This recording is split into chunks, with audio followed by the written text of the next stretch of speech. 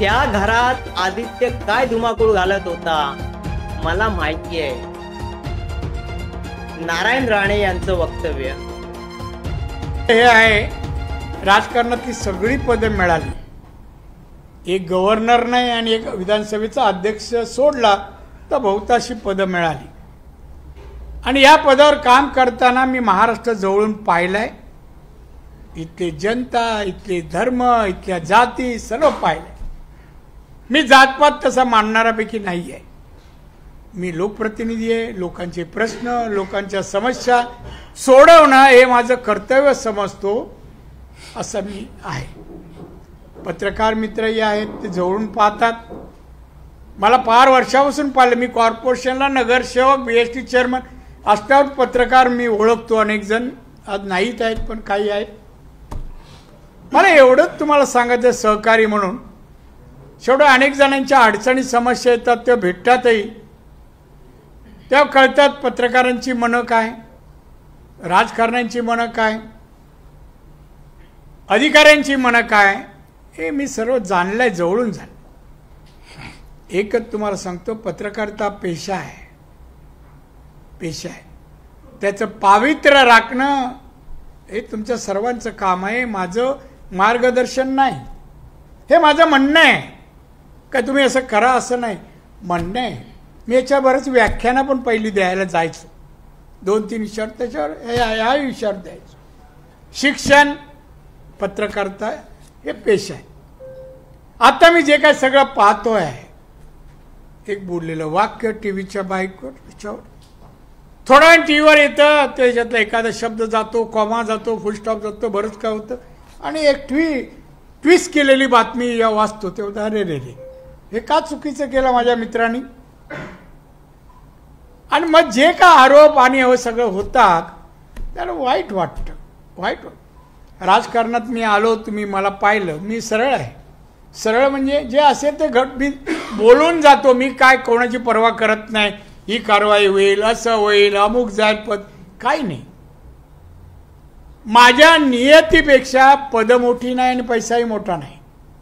नीतिमत्ता आपण राखावी, आपलं पदाला न्याय द्यावा, याच्यातला मी न्याय देतच आलोय. तुम्ही पाहिली सगळे पद, सगळ्या पदांना न्याय दिला. आत्ताही केंद्रातल्या पदांना न्याय दिला. जेव्हा माझ्याकडे MSME होतं त्या वर्षी बजेटमध्ये राष्ट्रपती, पंतप्रधान आणि अर्थमंत्र्यांनी माझा उल्लेख केलेला आहे भाषणामध्ये. त्या मी कुठे कमी पडलो नाही मला वाटतं. पण मला वाटतं पत्रकार मित्र ते असे असावेत. मित्र म्हणतो म्हणून मला वाटतं हे नात्यामध्ये मी अधिकारी म्हणून त्यांना सांगू शकतो, अरे बाबा असं आहे. राजकारणी पण तसे आहे तसे मानत नाही. तेव्हाचं राजकारण आमच्या वेळेला, आताचं राजकारण काय फरक पडलाय हो, फरक पडलाय. हा फरक सगळ्यांमध्ये पडला आहे. आम्ही म्हणत नाही की आम्हा राजकारणामध्ये नाही पडलाय. वागण्यात, चालण्यात, बोलण्यात, व्यवहारात असू नये असं मला. प्रत्येकाला संसार असतो, कुटुंब असतं, मुलं असतात आणि सगळ्यांना सगळं काही लागतं. पण त्यासाठी काहीतरी संकेत आहेत, त्यासाठी काही मर्यादा आहेत, त्याला वापर व्हावा असंच मला वाटतं. मी आज घरून निघालो, विचार करून निघालो. कुठलीही गोष्ट मी विचार केल्याशिवाय बाहेर कधी बोलत नाही. आज बोला, आपण पत्रकारांशी बोलावं थोडं, आणि बोलावं म्हणून पत्रकार परिषद घेतली. आता माहिती आहे, पत्रकारांकडे आल्यानंतर भडीमार होणार सध्याच्या परिस्थितीवर. मग वाघबाई आल्या, सालियन आला, हे सगळे जी काय चर्चा आपण केली ते सगळे विषय मी सकाळी ठरवलं. बघ माझ्याकडे किती टिप्पणी आहे, हे जेवढे विषय तुम्ही विचारले कमी, पण हे जास्तच आहे. 20-22 विषय मी करून आलो तो अभ्यास. पण मला वाटलं असं महाराष्ट्र छत्रपती शिवाजी महाराजांचा महाराष्ट्र तो कसा असावा, लोक कशी असावी, लोक कल्याणकारी महाराष्ट्र असावा. मग कल्याणकाराचं काम राज्यकर्त्यांनी आणि अनेक पत्रकारीसह अनेक जी आपली क्षेत्र आहेत त्यांची तेवढी नैतिक जबाबदारी आहे असं मला वाटतं. आज एकच सांगतो तुम्हाला, फार उत्सुक होतात काही पत्रकार दिशा सालेंचे. आठवावं, तिला या खोलीत खेचून दाबलं. 5-6 जण त्या खोलीत होते. काय तिची अवस्था झाली असेल, आपली बहीण असती तर काय अवस्था झाली असेल. ज्या अवस्थेत तिला खाली फेकलं, तुम्ही बघू शकला असतात तुम्ही ती अवस्था. नाही, चीड येणारी गोष्ट आहे. कोणी असो, माझ्या पक्षातला असो, माझ्या धर्मातला, जाती कोणी असो, माप नाही. कायद्याला जात पात नातं नाही बांधावं. कायदा जे आहे, तू गुन्हा केला शिक्षा भोगायला पाहिजे. कशाला पळवाटा काढता. त्यामुळे मला एवढंच म्हणायचं आहे, आज ना उद्या जे व्हायचं तर होईल. पत्रकाराने प्रश्न विचारताना चेष्टा म्हणून नाही, त्या बाईला त्या बापाला न्याय मिळेल म्हणून प्रश्नाचा भडीमार करायला पाहिजे. कसा मिळेल राणेजी, कसा कुठल्या मार्गाने मिळेल, त्या वडिलांनी अजून काय करावं, कुठे जावं, याच्यानंतर हायकोर्टानंतर त्यांनी कुठे जावं, आणि मार्गदर्शन पत्रकारितेच्या लेखातून यायला पाहिजे. मी तेव्हा अनेक लेख, मी कुठला अग्रलेख सोडत नाही. हे अगदी मी 4थीत असल्यापासून मला सवय अग्रलेख. पहिले लेख यायचे, राणे चुकला राणेवर यायचो. सकाळी मी केतकर साहेब फोन करा, केतकर साहेब माझ्यावर अमुक अमुक लिहिलं, वास्तव नाही आहे. मग काय वास्तव आहे.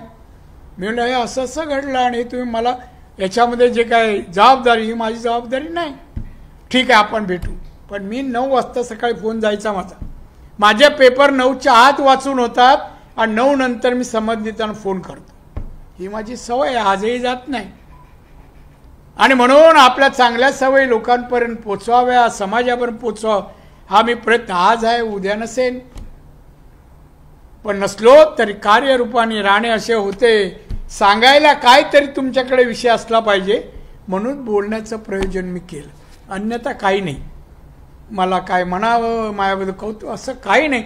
एक तरी मला वाटतं माणसांनी यावं, जावं, काहीतरी सोडून जावं, काहीतरी समाजाला, राज्याला, देशाला सोडून जावं. नाहीतरी माणसं जन्मतात, कुत्री मांजरी जन्मतात, जातात. त्यापेक्षा माणसं काही वेगळी आहेत. त्यांना डोकं आहे, मेंदू आहे, विचार आहेत, हातपाय आहे, हालचाली आहे, कृती करू शकतो. आणि याची समाज आणि देश वाट पाहतो. आणि त्याहीपेक्षा इतिहास वाट पाहतो. इतिहास जास्त वाटत नाही ना मी जास्त बोलतोय, कारण तुम्हाला सगळ्यांना कधी बातमी देतो असं होतं मला माहिती आहे. आणि म्हणून आज भेटलो तुम्हाला, मला बरं वाटलं. सगळे भेटतात, काही काय आले सिनियर, मला बरेच वर्ष ओळखणार आहे. दादा तुम्ही कशात काय, मी विचारते, बरं वाटतं. शेवटी माणूस आहे, माणूस समस्या, अडचणी, सुख, समाधान सगळंच असतं. पण त्याला प्रत्येक वेळा वाटतं आपल्याला कोणतरी विचारावं. आणि हे सगळ्यांनी करत राहा. काम करा, पत्रकारिता असं कोणतंही, पण अति चांगल्या मूडमध्ये आनंदाने करा.